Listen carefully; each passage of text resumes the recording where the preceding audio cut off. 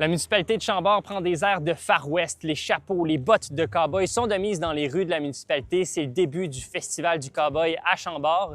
Et malgré mon style et ma dégaine très loin du style western, le président a accepté de m'accueillir dans son bolide pour faire le tour du festival. Moi, j'étais comme le petit gars qui était à côté de ses clôtures et qui rêvait de devenir le gars qui embarque sur les taureaux. Quand il est venu le temps, j'ai pris la présidence. Puis ça fait 5 ans maintenant, puis c'est un extrême honneur pour moi là, de pouvoir être le président d'un événement qui est devenu un incontournable dans la région. Bien, complètement, là, tu le dis, c'est devenu un incontournable. Puis j'imagine que ça a pris encore plus d'ampleur dans les dernières années avec la popularité du country, du western qui a vraiment explosé, là. Écoute, on se mentira pas, on surfe sur la vibe country, et on la sent, on la vit.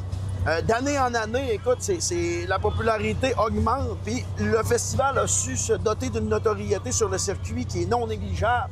Écoute, ça fait 2 fois qu'on va chercher le titre de rodéo de l'année, qui est pas rien, là, tu sais, rodéo de l'année pour une population de 1800 personnes, là, aller chercher le titre de rodéo de l'année au Québec puis en Ontario, c'est vraiment, vraiment une belle reconnaissance pour nous.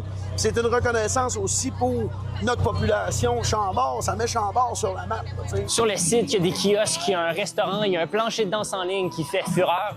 Mais l'essence du Festival du cow-boy de Chambord, c'est ce qui se passe dans l'arène. Jeudi soir, c'était l'épreuve du tir, mais tout au long de la fin de semaine, il y a plusieurs épreuves, comme le rodéo, qui fait notamment la réputation de ce festival. On peut débarquer, on peut aller voir un peu ce qui se passe. Ben, on a des gens du Québec, on a des gens de l'Ontario, on a des gens du nord de l'Amérique du Nord. Ça va être 500, au-dessus de 550 cowboys et cowgirls qui vont fouler les planches ici cette fin de semaine à Chambord. Okay. La chance qu'on a à Chambord, c'est d'être la dernière étape de qualification Coupe Canada. Fait que la dernière étape de qualification Coupe Canada fait en sorte que si tu veux ramasser tes points pour la première fin de semaine du Festival Western de Saint-Tite, c'est ta dernière chance. Fait qu'on tombe comme prioritaire dans tous les rodéos. Tu me disais tantôt qu'il y a du monde d'un peu partout dans l'Amérique du Nord qui viennent ici à Chambord. J'imagine que ça demande aussi beaucoup d'investissement au niveau des infrastructures. Voulais-tu me glisser un mot par rapport à ça? Bien, effectivement, écoute, depuis quelques années, là, le festival a investi beaucoup là, dans ses infrastructures de rodéo également. Dans ses infrastructures cette année, là, c'est beau de gâter nos festivaliers, mais il faut penser à nos partenaires également.